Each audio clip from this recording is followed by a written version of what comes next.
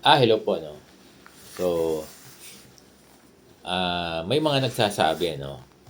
Ako din, natanong ko din to eh, na wala ng legal basis yung pagbibigay ng PBB, no? Yung PBB.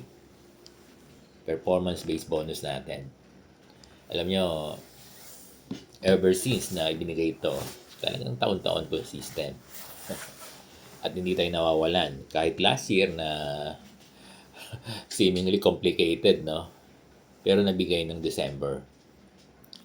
Nabigay ng December 2025. At yung nakuha natin noong 2025 ay 2023 na performance natin.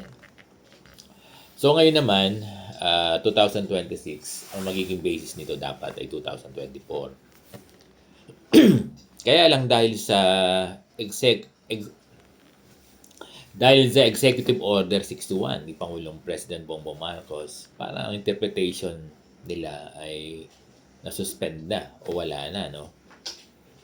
Pero kung titignan naman natin yung Executive Order 61 ay magkakaroon lang ng ibang parameters, di ba?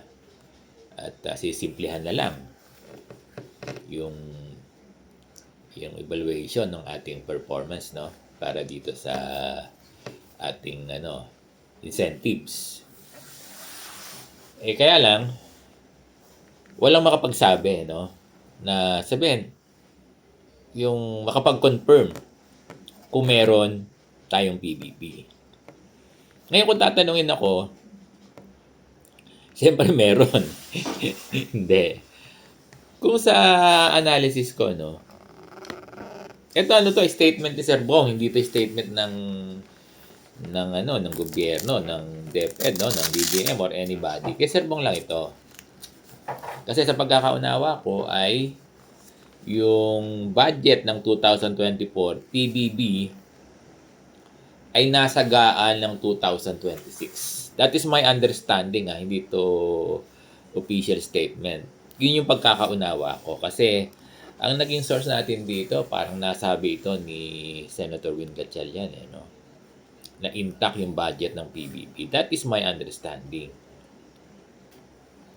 Ngayon, kung may budget ito sa GAA, baka ibigay ng DBM.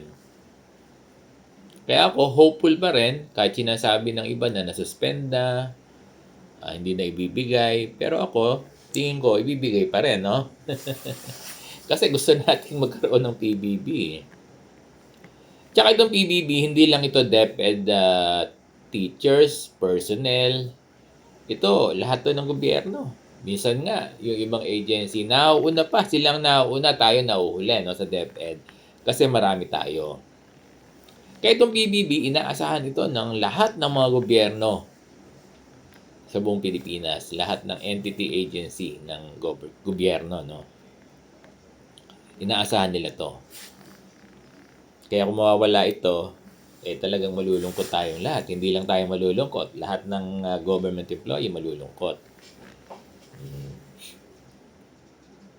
Kaya lang, paulit-ulit ako, Kaya lang, sayang naman yung budget kung nasagaan na ng 2026 kung hindi pa ibibigay.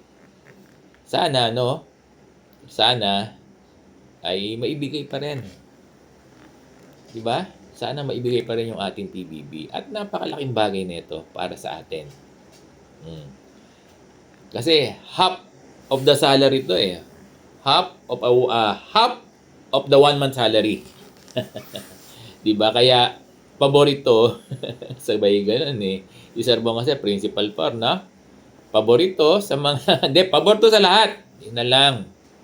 Paborito sa lahat. Kasi yung mga teachers ngayon malalaki na rin ang sahod 'Di ba? Malalaki na rin ang sahod ng ating mga guro ngayon.